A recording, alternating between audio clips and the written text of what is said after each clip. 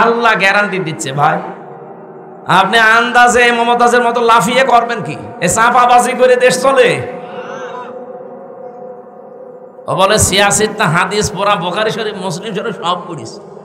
আমি honours master শেষ করলাম, আমার কামেল ছিল ফেকার উপরে, আমি হাদিসের উপরেও কামেল করেছি।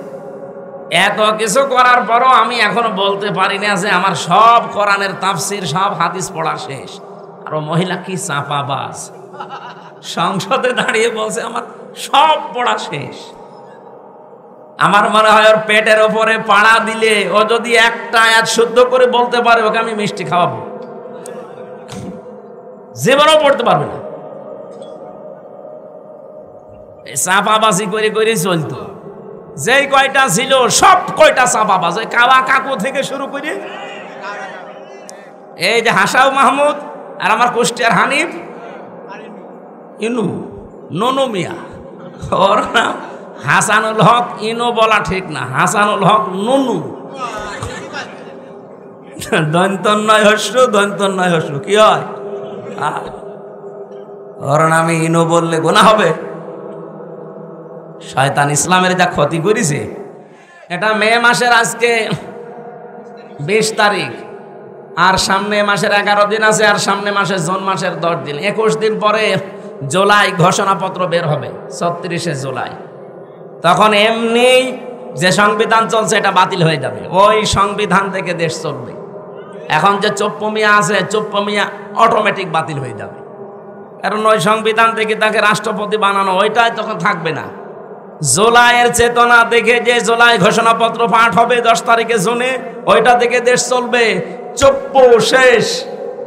বাকি যারা এতদিন আশায় বুক বেঁধেছিল যা পা চট করে আসবে আর ফট করে ধরবো, এগুলোও শেষ।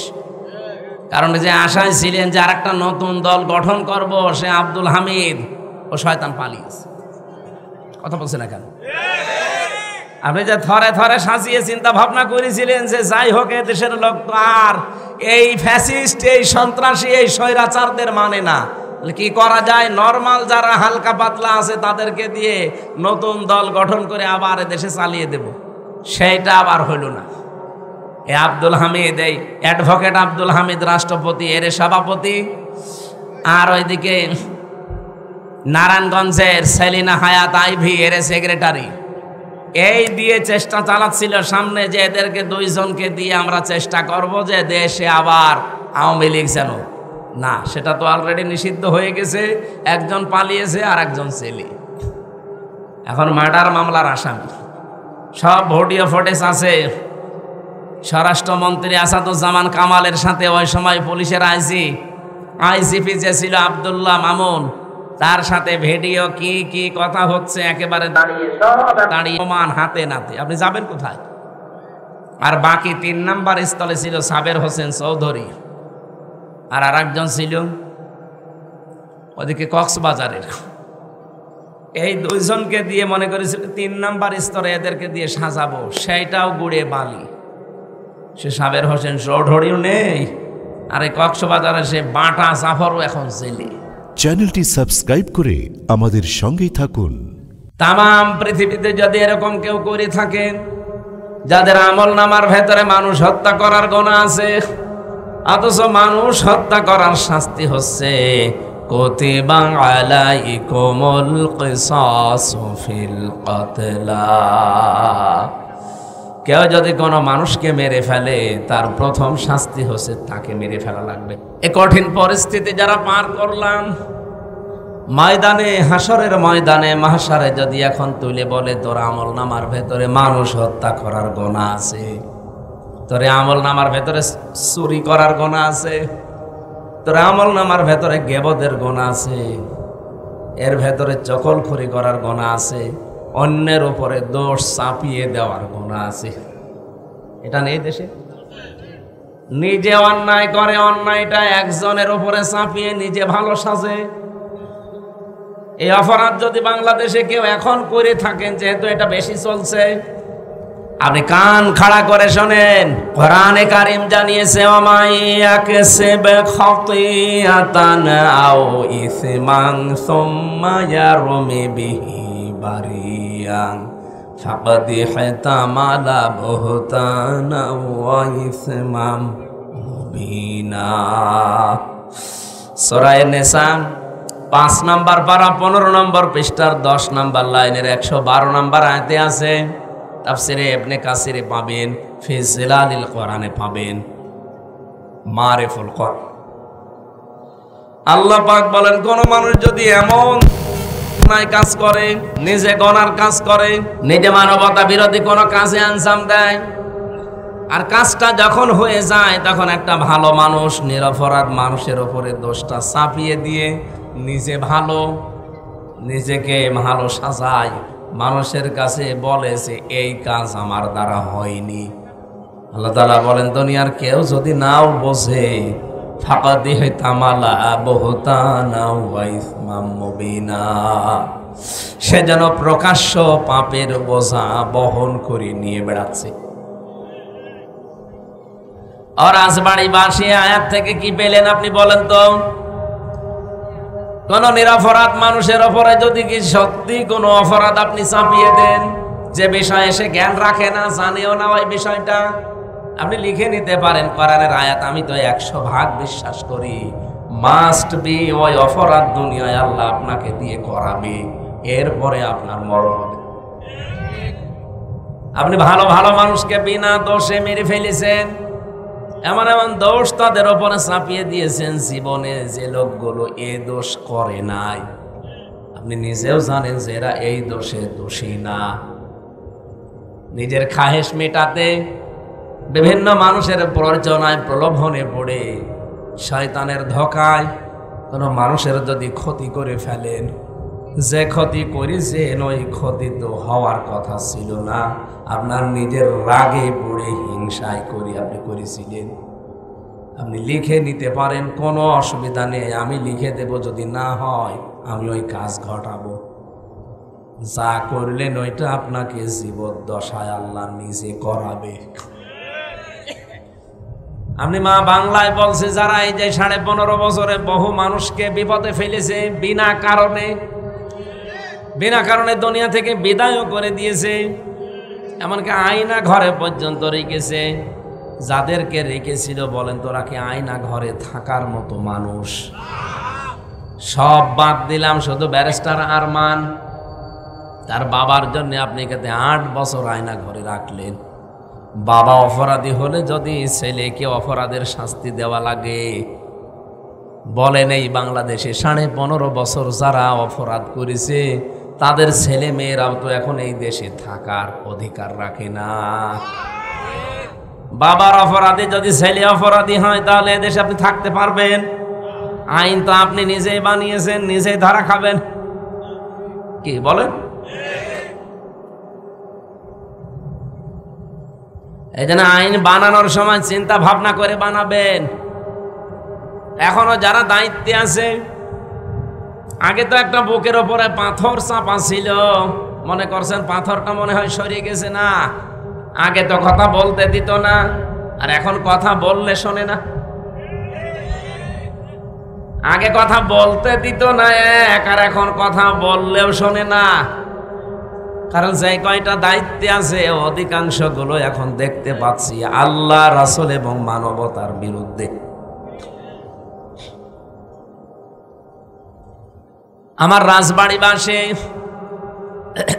যে কথাটা শুরু থেকে তুলতে চেয়েছিলাম, খুব আশ্চর্য লাগছে আমার এই কয়েক মাস আগে তো মুখের উপরে তালা লাগানো ছিল, কথা বলতে দিত না, আর এমন একটা জামানা এসে পড়লাম এখন কথা বললেও শোনে না।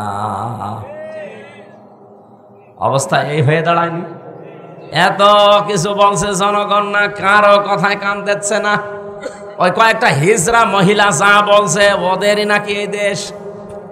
ওরা বলছে পৃথিবী তোমার আমার, আর আমরা কি ভাড়াটিয়া?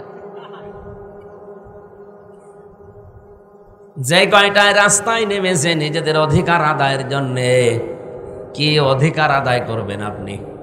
এদেশের ছাত্র জনতা বলেছিল চেয়েছিলাম অধিকার, হয়ে গেলাম রাজাকার। ওরা উল্টিয়ে এখন ওইটা কাজে লাগাচ্ছে, যে চেয়েছিলাম হিস্সা, হয়ে গেছি বেশ্যা। আপনি তো আসলেও বেশ্যা। আপনার গোপন অঙ্গগুলো মানুষকে দেখান। আপনি একটা দায়ুস ঢাকার রাজপথে যে কয়টা মিছিল করছে দেখেন, ওদের দিকে তাকালে আমার মনে হয় শয়তানও বলবে যে আউযুবিল্লাহ নাউযুবিল্লাহ আস্তাগফিরুল্লাহ। যেটা তার স্বামীকে দেখাবে সেইটা দেখাচ্ছে আমাদেরকে। হক আদায় করতেছে।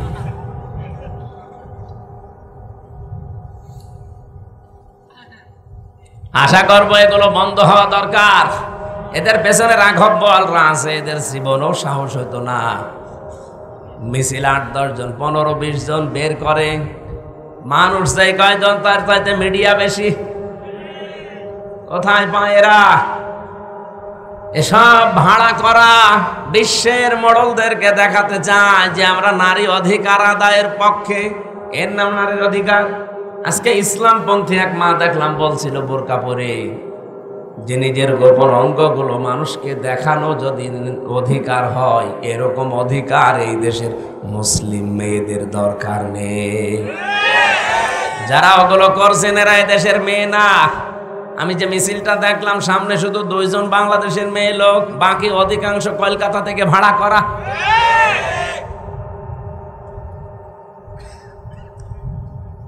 এখানে আফসোস লাগছে এখন যে আগে কথা তো বলতে দিত না, এক ঝামেলায় ছিলাম, আর এখন কথা বললেও এদেশের মানুষ শুনছে না। ওর চাইতে আরো বিপদে আছি। আগে তো বলতে দিত না, চুপ করে থাকতাম, যে যা করছে করুক গা। কিন্তু এখন বইলে করবো কি? প্রকাশ্য ইসলামের বিরুদ্ধে, কোরআনের আয়াতের বিরুদ্ধে ওরা হাত দিয়েছে। ওরা বলছে দেহ আমার, সিদ্ধান্ত আমার। আপনি এত বড় কথা বলতে পারলেন এই 92% মুসলমানের দেশে? দেহ আপনার কোন বাবা দিয়েছে? কোরআনে কারীম জানিয়েছে এই দেহের মালিক শুধুমাত্র আল্লাহ। বাবা শুধু বিছানায় ছিল, এতটুকুই শেষ, তাদের আর দায়িত্ব নেই। ওরা বিছানায় 2 জন ছিল, এতটুকুই। বাকি যা করার এই বীর্য থেকে হামজা বানিয়েছে কে? রাব্বুল আলামিন স্মরণ করাচ্ছেন আমাদেরকে, কাইফা তাকফুরুনা বিল্লাহি ওয়া কুনতুম আমওয়াতান ফাআহইয়াকুম সুম্মা ইউমীতুকুম সুম্মা ইউহয়িকুম সুম্মা ইলাইহি তুরজাউন। বলেন আল্লাহু আকবার। সূরা বাকারার 27 নম্বর 28 নম্বর আয়াতে আছে, আল্লাহ পাক বলেন আমার আফসোস, মানুষ আমার সাথে নাফরমানি করে, আমার এই মানতে চায় না, আমার সিদ্ধান্ত মানে না। বলে দেহ আমার, সিদ্ধান্ত আমার। মানুষ বলে কি করে? অথচ মৃত ছিল। ওরে আমি আল্লাহ নিজে জীবন দিয়েছি, শুধু জীবন দিয়ে ওরে আমি একেবারে শেষ করে দেইনি, ওরে আবার মরণ দেব। এ কথা কার? ওরে আবার মরণ দেব, ওরে আবার আমার কাছে নিয়ে আসবো। এই জন্য আল্লাহ আয়াত শুরুই করেছেন কাইফা শব্দটা দিয়ে।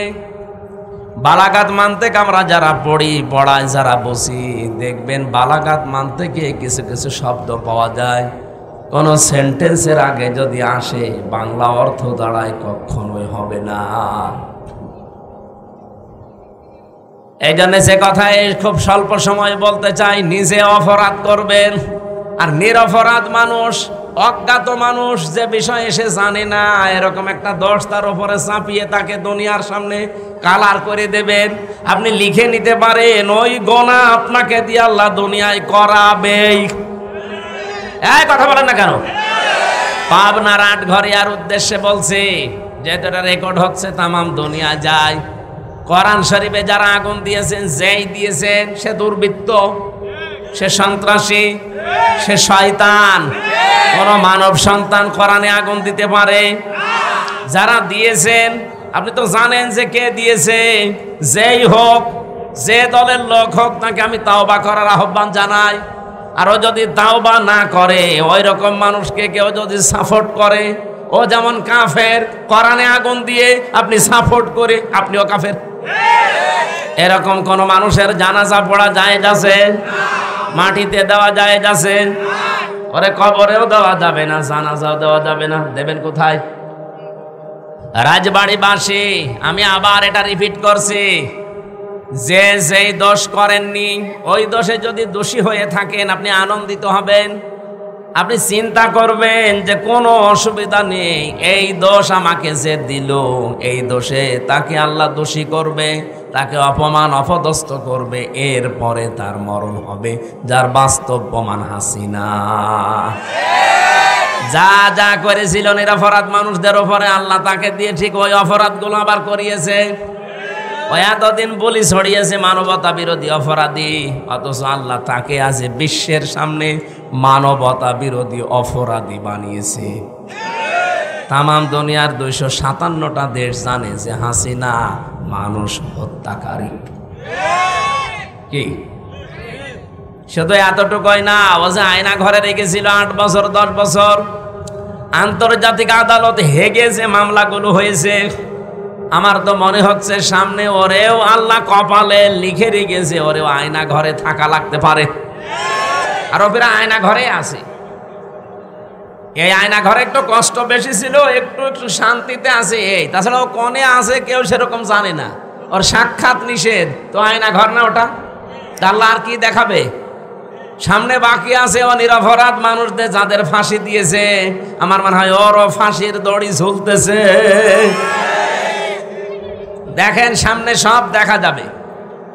এইটার দিকে তাকিয়ে আমি বলছি পাবনার এই ঘটনাকে স্মরণ করায়, যারা এই কাজ করলেন, যার উপরে রাগ করে হিংসা করে করেছেন, আপনি কিন্তু কোরআন শরীফে আগুন দেননি, আপনি আগুন দিয়েছেন নিজের কপালে। এই জন্য যারা এই কাজ করেছেন তাওবা করেন ভাই, স্বীকার করেন। তাওবার নিয়ম কি কি বললাম? প্রথমে স্বীকার করা, প্রথমে কি? এখন স্বীকার করবেন কার কাছে? না না, স্বীকার করবেন অপরাধ যার কাছে, স্বীকার তার কাছে। আপনি যার কাছে দোষ করেছেন তার কাছে স্বীকার করবেন।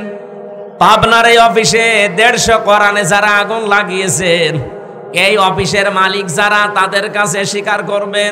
যদি ওই অফিসের লোকজনই আগুন দিয়ে থাকে, তারা নিজেরাই জাতির সামনে বলবেন যে আমরা এই কাজ করেছি। ওরা যদি না করে অন্য কেউ করে থাকে, কোনো দুর্বৃত্ত যেই হোক, তার জাতির সামনে বলা লাগবে যে আমি করেছি। এটা যদি না করে ও শুধু আস্তাগফিরুল্লাহ পড়ে, ওর আস্তাগফিরুল্লাহ হবে না। কি কথা বলেন না কেন? এরকম বহু আস্তাগফিরুল্লাহ পড়া মানুষ আমি পেয়েছি। জেলখানা এক ওসি পেয়েছিলাম আস্তাগফিরুল্লাহ পড়ে। হুজুরের নির্বাচনের আগে আমি বাইরে ছিলাম, রাত 12টার পর থেকে ভোট কাটা আরম্ভ করেছিলাম। যত ভোট পাঁচি কেটেছি, ফজরের আজান দিলে সব বাক্সগুলো জায়গা মতো পাঠিয়ে দিয়েছি। এরপরে গোসল করে ওযু করে নামাজ পড়ে বললাম আস্তাগফিরুল্লাহ। আমার এই তাও বাকি হয়েছে না, কারণ আপনি তো আল্লাহর কাছে দোষ করেননি, আপনি মানুষের অধিকার নষ্ট করেছেন। এটা হকুল্লাহ না, এটা হকুল ইবাদ। আল্লাহর হক নষ্ট করলে আল্লাহ ইচ্ছা করলে মাফও করতে পারে, শাস্তিও দিতে পারে, ওনার ইচ্ছা। কিন্তু হকুল ইবাদ, বান্দার হক যদি কেউ নষ্ট করে থাকে, ওটা আগে তার কাছে স্বীকার করা লাগবে। আর যে হক নষ্ট করেছেন, হককে ফেরত দেওয়া লাগবে। বলেন তো আপনি এই হক ফেরত দেবেন কি করে? এই ওসির 8 বছর জেল, ও জেল থেকে বের হয়ে দেখবে যে যাদের হক আমি নষ্ট করেছিলাম, অনেক ভোটার মরে গেছে। বলেন বলেন, ও তার কাছে মাপ চাবে কি করে? সে তো মরে গেছে। আপনি বলেন নিজের দিকে তাকিয়ে আর ওই ওসির দিকে তাকিয়েও কি মাপ পাবে জীবনে? মাপ পাবে কি করে? কারণ ও আল্লাহর কাছে মাপ চাইলেও তো হবে না, কারণ ও আল্লাহর কাছে দোষ করে নাই, ও দোষ করেছে ওই 3 লাখ 3.5 লাখ ভোটারের কাছে। এই 3.5 লাখ ভোটার, কত মানুষ তো 8 বছরে মরে যাবে। কি করে আপনি জেল থেকে তাদের বের হয়ে পাবেন? তার মানে আপনি কপালে আগুন লাগিয়েছেন। আমি যে তাওবারে 3টা নিয়ম এমনি এমনি বলি নাই। আমরা দেশের মানুষ অনেকেই মনে করি সবই আল্লাহর কাছে। আল্লাহর কাছে মানে অপরাধ যার কাছে স্বীকার করবেন তার কাছে।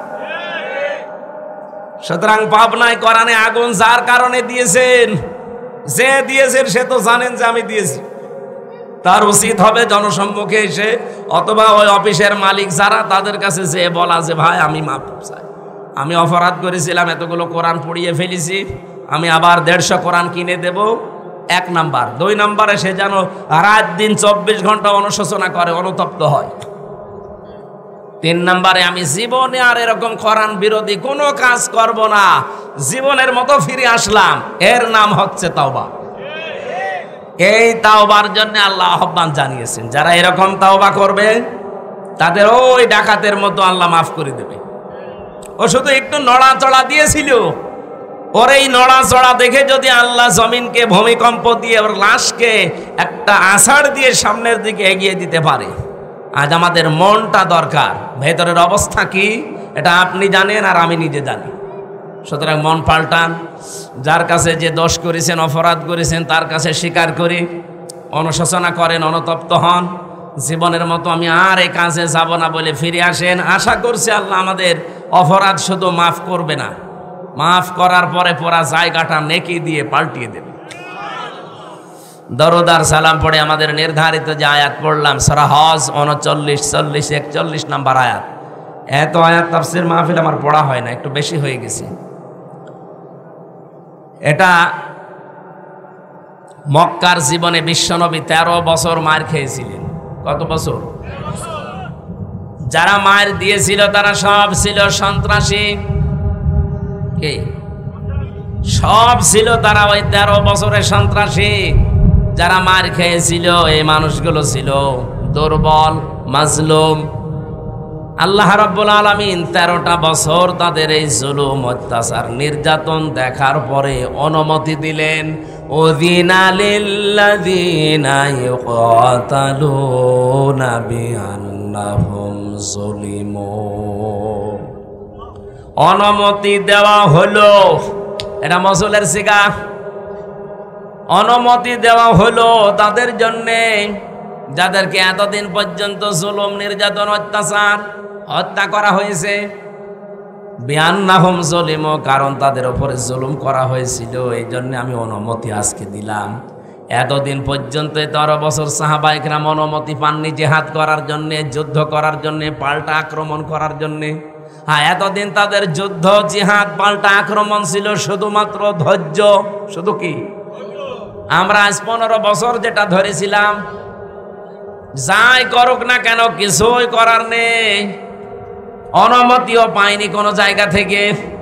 মায়ের খাওয়া লাগবে, জেনে শুনেই মায়ের খাওয়া লাগবে।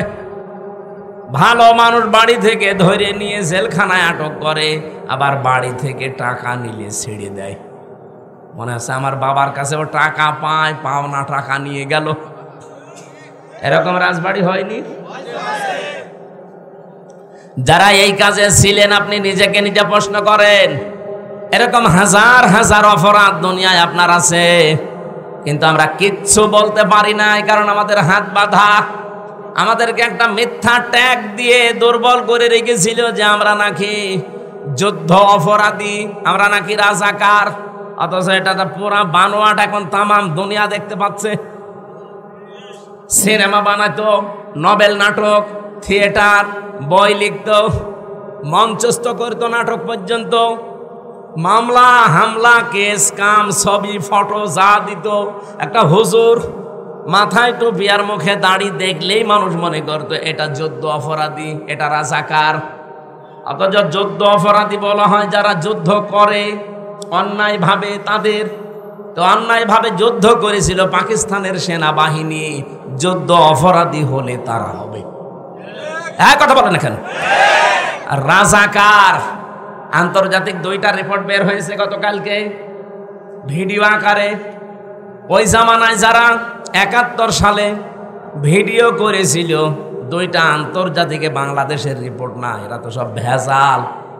আন্তর্জাতিক 2টা রিপোর্টে দেখাচ্ছে পাকিস্তানদের পাশাপাশি যারা এই যে রাজাকার বলা হয়, তাদেরও পোশাক ওই সামরিক বাহিনীর মতো ছিল। পুলিশের এখানে লেখা থাকে না বাংলাদেশ পুলিশ, বলেন না কেন? ওদেরও পোশাকে লেখা আছে ইংরেজিতে রাজাকার, RAZAKAR, রাজাকার। আমি বাংলায়, ইংরেজিতে লেখা দেখলাম। তাহলে ওই সময় একটারও মুখে, আমি প্রায় 30-31 জন লোকের গণনা করেছি, একটা রাজাকারেরও মুখে দাড়ি নেই, শুধু গোপ, মোজ বড় বড়, রবি ঠাকুরের মতো। রাজাকার হলে আমার মনে হয় যাদের গপ বড় তাদেরকে রাজাকার বলা যায়। ওই মিলিটারির পোশাক যারা পরেছিল ওদের সহকারী ছিল এরা। ওদেরকে দিয়ে যখন কাজ আর হয় না তখন এদেরকে সহকারী হিসেবে কাজে লাগায়, সাপোর্টার। তো একটারও মুখে আমি দাড়ি পেলাম না, মাথায় টুপি পেলাম না। সব মিলিটারির যে পোশাক সেই পোশাক তাদের পরানো, দাড়ি একটারও নেই, শুধু গোপ আছে, প্যান্ট শার্ট পরা। আপনি কেন রাজাকার শুনলে আমার মতো মানুষ দেখলে মনে হয়? কেন যুদ্ধ অপরাধী শুনলে আমার মতো মানুষ দেখলে মনে হয়? আমি তো যুদ্ধ করিও না, যুদ্ধের পক্ষেও ছিলাম না, এইটা আমার অপরাধ। এখন পৃথিবীর মানুষ, বাংলাদেশ তো অলরেডি টের পেয়ে গেছে যে কেন ওই সময় আমরা পাকিস্তানের পক্ষে ছিলাম, ভারতের বিপক্ষে ছিলাম। আজ সারা বাংলাদেশ যেমন, আপনি ছোট মানুষকে জিজ্ঞাসা করেন কালকে হয়েছে, ওরে যদি বলেন তুমি কোন পন্থী, ওই একবারে বলবে আমি পাকিস্তানের পন্থী। ও জীবনেও ভারতপন্থী বলবে না, কারণ ভারত আল্লাহর ঘর ভেঙে দিচ্ছে। ওই জামানায় ঠিক এই 54 বছর আগে ওরাও এইটাই বুঝেছিল।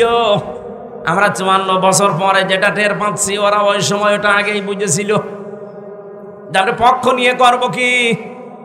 এই মাতাল জাতিটা, এই পৃথিবীর নিকৃষ্ট জাতি, এই মুশরিকরা, ওরা যা সাপোর্ট করছে, ওরা যদি 5 টাকা সাহায্য করে 15 টাকা খাবে। এই জন্য হয়তো চুপ ছিল, কিছু বলে নাই। আর তাদের উপরে দোষ চাপিয়ে এতদিন পর্যন্ত কালার তো করেছেনি, আবার এখনো পর্যন্ত কালার করার চেষ্টায় আছে। কিছু হলে আপনি 71-এর তুলনা দেন, কিছু হলে 52, কিছু হলে 47। আরে শয়তান, 24-এর তুলনা দিতে পারো না? কথা তুললে 71, 47, 52, মানে 24-এর কথা বলা লাগবে এখন, কারণ দেশ চলছে 24-এর চেতনা অনুযায়ী। এটা মে মাসের আজকে 20 তারিখ, আর সামনে মাসের 11 দিন আছে, আর সামনে মাসের জুন মাসের 10 দিন, 21 দিন পরে জুলাই ঘোষণাপত্র বের হবে, 36শে জুলাই। তখন এমনি যে সংবিধান চলছে এটা বাতিল হয়ে যাবে, ওই সংবিধান থেকে দেশ চলবে। এখন যে চোপ্পমিয়া আছে, চোপ্পমিয়া অটোমেটিক বাতিল হয়ে যাবে, কারণ ওই সংবিধান থেকে তাকে রাষ্ট্রপতি বানানো, ওইটাই তখন থাকবে না। জুলাইয়ের চেতনা দেখে যে জুলাই ঘোষণাপত্র পাঠ হবে 10 তারিখে জুনে, ওইটা থেকে দেশ চলবে। চুপ্পু শেষ। বাকি যারা এতদিন আশায় বুক বেঁধেছিল যা পা চট করে আসবে আর ফট করে ধরবো, এগুলো শেষ। কারণ যে আশায় ছিলেন যে আর একটা নতুন দল গঠন করব, সে আব্দুল হামিদ ও শয়তান পালিয়েছে। কথা বলছে না কেন? আপনি যে থরে থরে সাজিয়ে চিন্তা ভাবনা করেছিলেন যে যাই হোক এ দেশের লোক তো আর এই ফ্যাসিস্ট, এই সন্ত্রাসী, এই স্বৈরাচারদের মানে না, কি করা যায়? নরমাল যারা হালকা পাতলা আছে তাদেরকে দিয়ে নতুন দল গঠন করে আবার দেশে চালিয়ে দেব, সেইটা আবার হইল না। এ আব্দুল হামিদ, এই অ্যাডভোকেট আব্দুল হামিদ রাষ্ট্রপতি, এর সভাপতি, আর ওইদিকে নারায়ণগঞ্জের সেলিনা হায়াত আইভি এর সেক্রেটারি।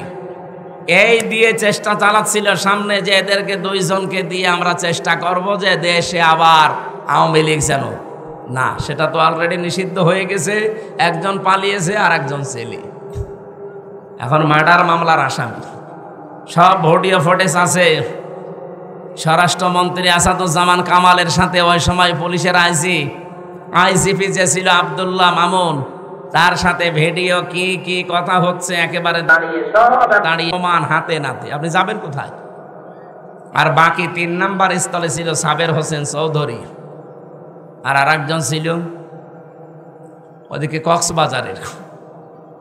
এই 2 জনকে দিয়ে মনে করেছিল 3 নাম্বার স্তরে এদেরকে দিয়ে সাজাবো, সেইটাও গুড়ে বালি। সে সাবের হোসেন চৌধুরীও নেই, আর এই কক্সবাজারে সে বাটা জাফরও এখন জেলে। 1, 2, 3 স্তরে স্তরে সব শেষ। আপনি এখন যাবেন কোথায়?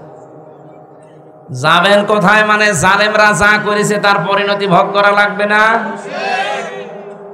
এই জন্য আগামীতে কেউ যেন আবার এরকম জুলুম করেন না। নিজে যা করেন অপরাধ, আর একজন ভালো মানুষের উপরে ঘাড়ে দোষটা চাপিয়ে নিজে ভালো সাজছে। আপনি যার উপরে দোষ দিতে যান, আপনার বিবেকের কাছে প্রশ্ন করেন আসলে কি সেই লোকটা অপরাধী? আপনি কার দিকে তাকিয়ে কথা বলেন? বলেন। সুস যদি ঝাঁঝরকে বলে, ঝাঁঝর যদি সুসকে বলে যে তোমার পেছনে দেখলাম একটা ফোঁটা করা আছে, এটা মেনে নেওয়া যায়? সুসের তো ফোঁটা কয়টা, আর ঝাঁঝরের? আপনারা যারা দোষ দেন আজ, আপনাদের ফোঁটা কয়টা আপনারা জানেন?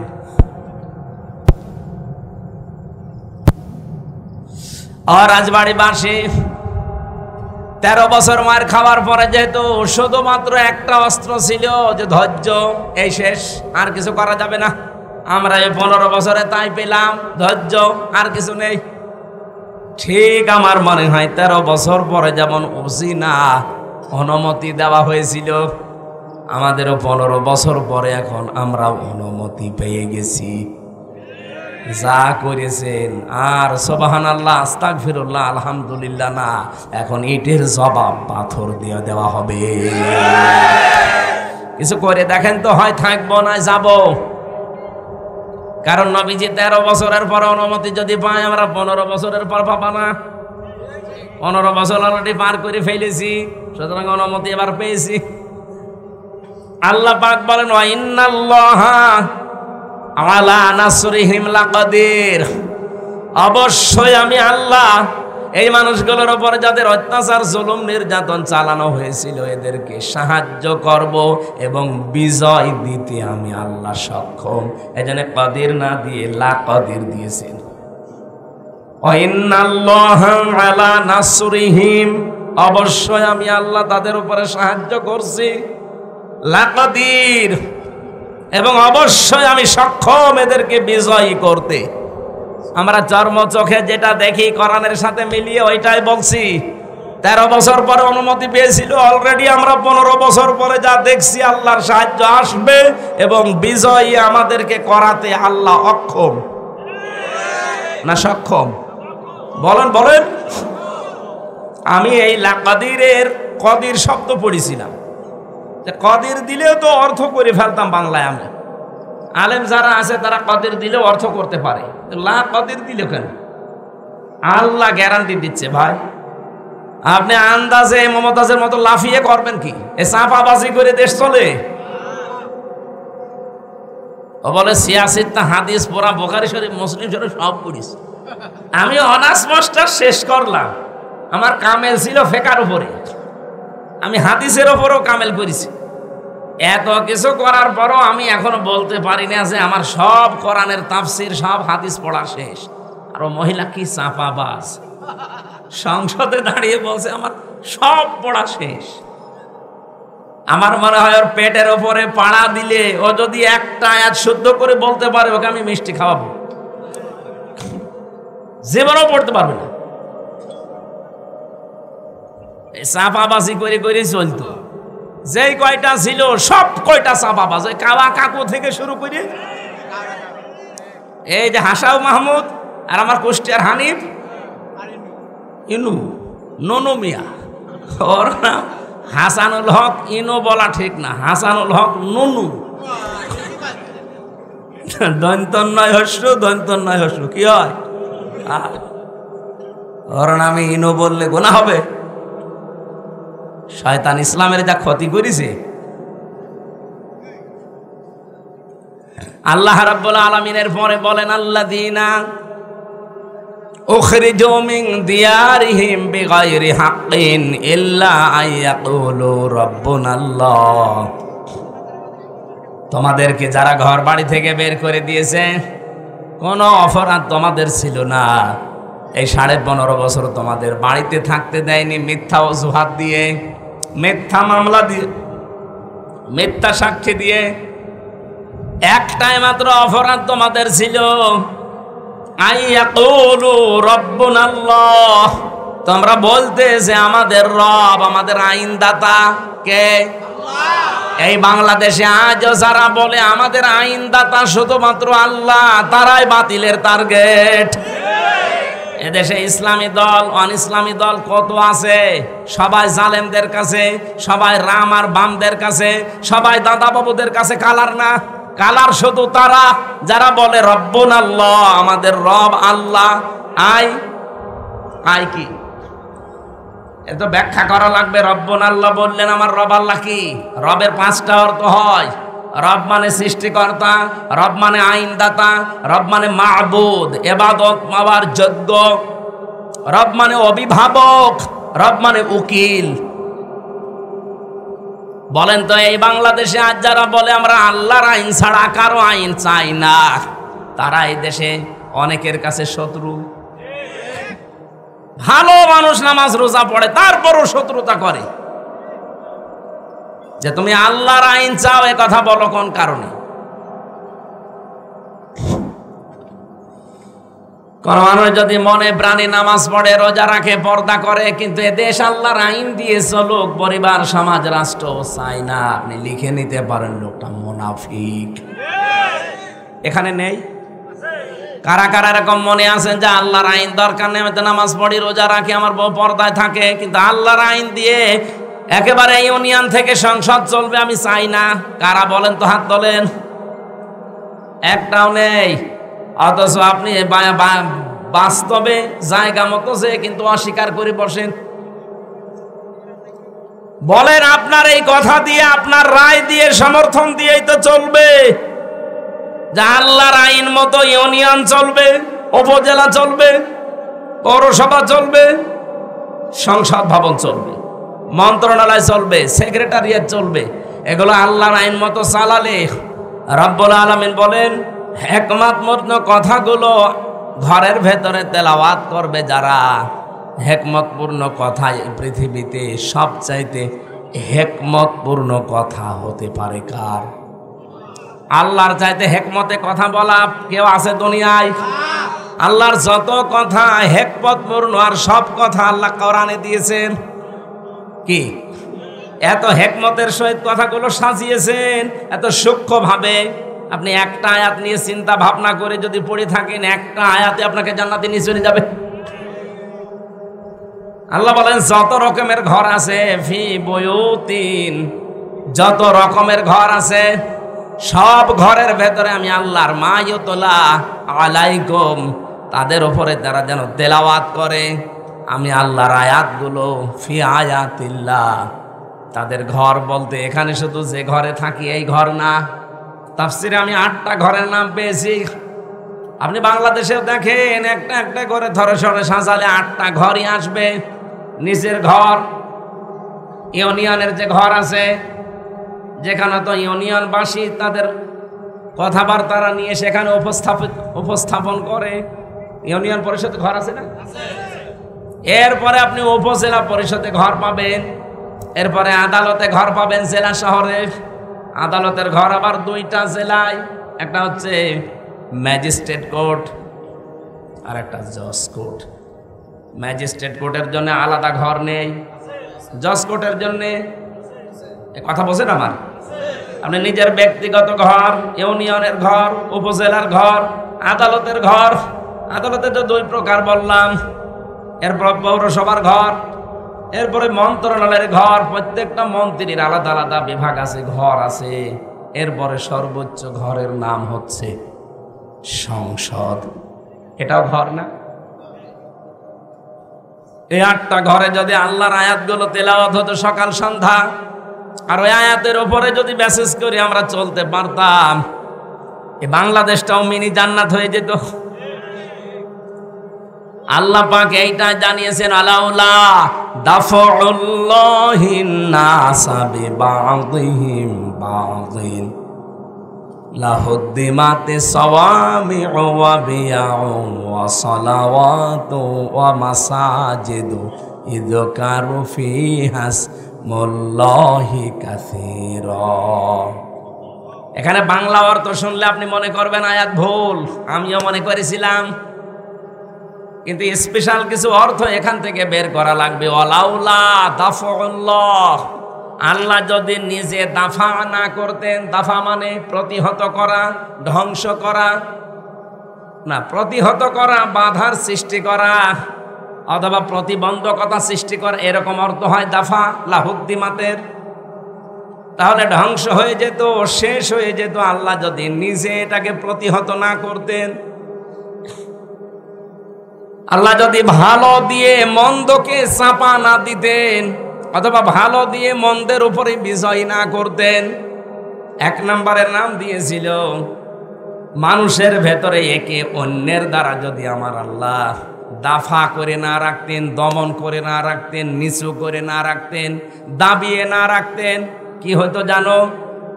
লাহুদ্দিমাত সাওয়ামিউ, সওমায়ের বহুবচন সাওয়ামি। এটা সংসার বিরাগী যারা এই বাংলাদেশে লালনের ফকিরের মাজারে যারা থাকে,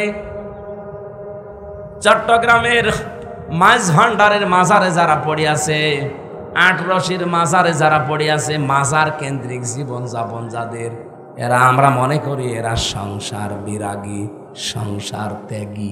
আল্লাহ বলেন এরা যেভাবে আল্লাহকে ডাকাডাকি করে, হ্যাঁ ওদের পদ্ধতি ভুল হতে পারে, ডাকে তো ওরা যেখানে বসে বসে ডাকে। আপনি লালনের মাজারে যান, যখন ওদের অনুষ্ঠান চলে, চুল একবার সামনে যায় একবার পেছনে যায়, কি জিকির!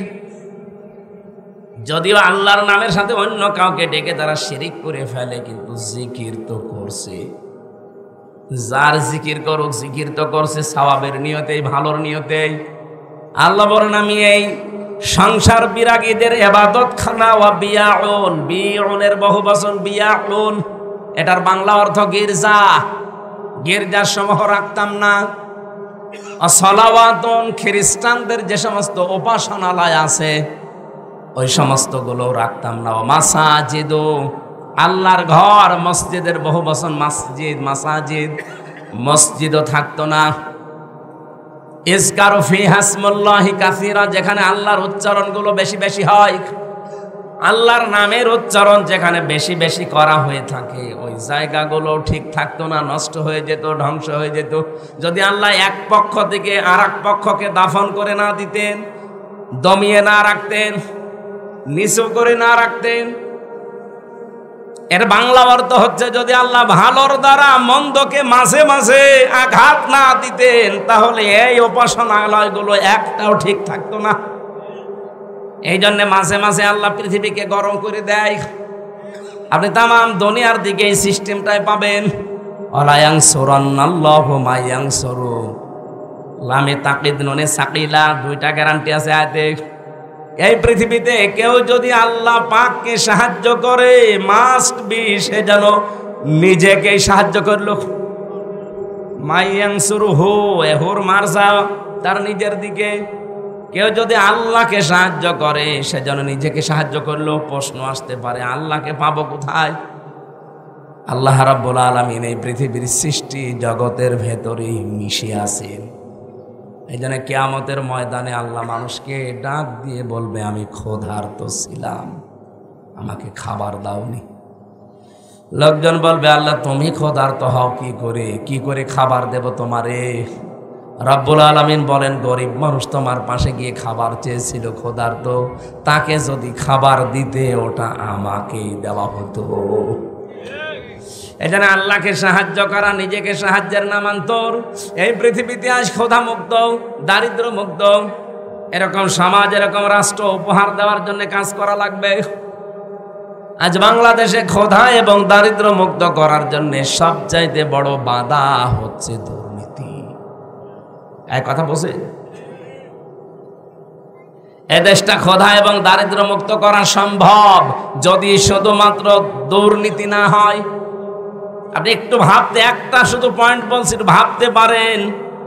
আমি বঙ্গবন্ধু টানেল দিয়ে আসছিলাম, 100 বছরের জন্য টানেলটা বানানো চট্টগ্রামে, মাটির নিচে, পানির নিচ দিয়ে বানানো, সাগরের নিচে, ওর নিচ দিয়ে ওই উপরে হচ্ছে বাঁশখালী, আনোয়ারা থানা, ওদিকে কক্সবাজার চলে গেল, আর এদিকে চট্টগ্রাম এয়ারপোর্ট।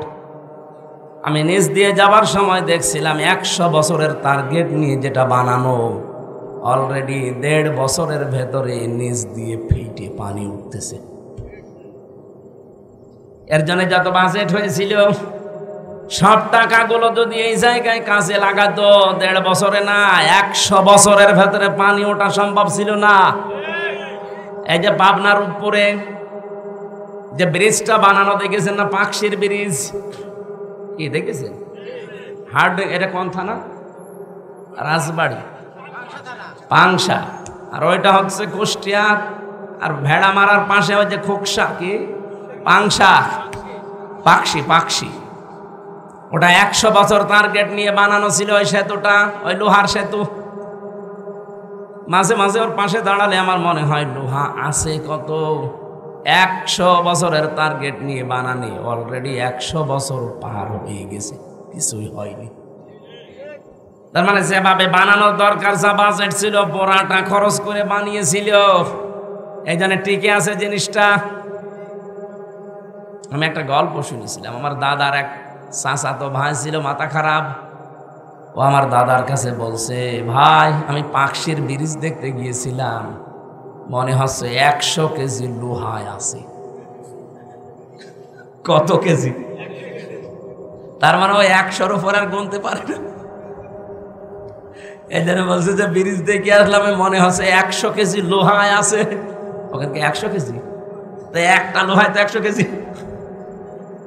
কত হাজার হাজার মন লোহা দিয়ে বানানো, 100 বছর তার গেট নিয়েছে, কিন্তু 100 পার হয়ে আমার মনে হয় আরো 100 বছর যাবে, কিছুই হবে না। আর বঙ্গবন্ধু টানেল তার বলা যাচ্ছে না, টনেল হয়ে গেছে। 1.5 বছরে পানি ওঠা আরম্ভ হয়েছে, এখন রিপেয়ারিং করছে। এখন পদ্মা সেতু নিয়ে কাজটা ভালো হয়েছে। বরিশাল, খুলনা বিভাগ আর ঢাকার সাথে ভালো যোগাযোগ ব্যবস্থা হয়েছে। এখন সব রিপোর্ট পাওয়া যাচ্ছে এই সেতুটা যেই টাকা দিয়ে বানানো হয়েছে, ওই টাকা দিয়ে 4টা সেতু বানানো যায়। একটা সেতুর টাকা নাই শেষ, এখনো 3টা টেকুর সেতুর টাকা কই? সব আল্লাহর ওলিরা পাঠিয়েছে বিদেশে। এই জন্য 8 দিন হয়ে গেল জয় সজীব অজেদ জয় অলরেডি আমেরিকার ভিসা নিয়ে, নাগরিকত্ব নিয়ে, ওর ফর্ম পর্যন্ত পূরণ করে এখন ও ওই দেশের নাগরিক। এই দেশে আর ওর না আসলেও চলবে। আমি মালয়েশিয়া ছিলাম কিছুদিন আগে, সিঙ্গাপুরে। মালয়েশিয়াতে যে দোকানে গিয়েছিলাম, 4টা লোক কাজ করে এক দোকানে। এক লোক থাইল্যান্ডে বাড়ি, বাংলাদেশের যশোরের একজন আছে, পাকিস্তানের একজন, আর ভারতের 2 জন। এই লোকগুলো ওখানে কাজ করছে। প্রত্যেকে তার নিজের দেশ থেকে ভিসা পাসপোর্ট করে গেছে। আমাদের দেশ থেকে যে গেছে যশোর থেকে, তার 8.5 লাখ টাকা খরচ। মাসে ইনকাম তার 1.5 লাখ টাকা মাসে, মনে করেন 1.5 লাখ। ও আর একটু বেশি বলেছিল, আমি 1.5 লাখে ধরলাম। ওর পাশের চেয়ারে বসে বসে যে দর্জির কাজ করে, কাপড় চোপড় সেলাই করে, ওর পাশে যে আছে সে, তার বাড়ি হচ্ছে পাকিস্তানে, তার খরচ হয়েছে 2,20,000 টাকা। তারও ইনকাম মাসে ওই 1.5 লাখ। এর পাশে দেখলাম 2 জন সেলাই করছে, তাদেরও মাসে 1.5 লাখ টাকা, তাদের খরচ হয়েছে 1,20,000। এর পাশে একজন থাইল্যান্ডের আছে, সেও কাজ করছে, তার খরচ হয়েছে আসতে 30,000 টাকা বাংলাদেশের টাকায়। পাশের রাষ্ট্র তো, 30,000 টাকা খরচ, ইনকাম হচ্ছে 1.5 লাখ। এই যে 5 জনের হিসাব বললাম, 5 জনেরই প্রতি মাসে এই দোকান থেকে ইনকাম, কাপড় চোপড় সেলাই করে 1.5 লাখ করে। কিন্তু খরচের তালিকা মিলান তো, 8.5 লাখ একজনের, 1,20,000 একজনের, 2,20,000 একজনের, 30,000 একজনের। খরচ তো প্রত্যেকের আকাশ পাতাল হয়ে গেছে, কিন্তু উপায় সমান। আমি জিজ্ঞাসা করলাম, এই টাকাগুলো, এত টাকা লাগে? ভারত, পাকিস্তান, আমরা তো পাশাপাশি। থাইল্যান্ড সেটা দূরে আছে, ওটা মেনে নিলাম, ঠিক আছে। কিন্তু পাশাপাশি থাকতে আমাদের কোথায় 8.5 লাখ আর কোথায় 2,20,000, 1,20,000, এত কেন? আমাদেরও এই 2,20,000, 1,20,000 হয়ে যায়, তো বাকি টাকা হাসিনার বোন রেহেনা নেয়। আর ওই যে দরবেশ, ওই দাড়িওয়ালা দরবেশ সালমান এফ রহমান আর জয়, এই 3 জন মিলে আল্লাহর ওলিরা ভাগ পায়। শুধু মালয়েশিয়া, 257টা দেশ আছে বিশ্বে।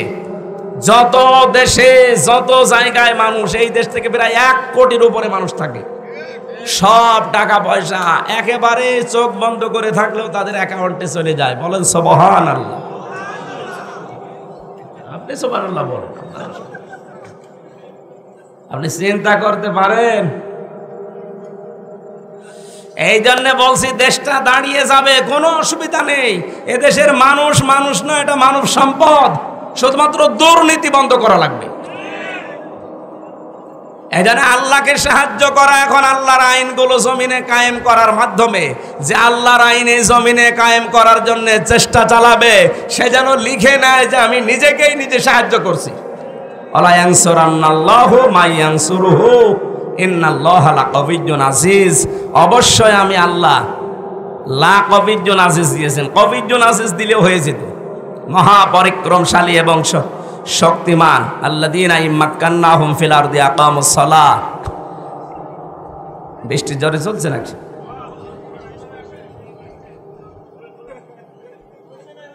আল্লাহ ইমানদার মানুষদেরকে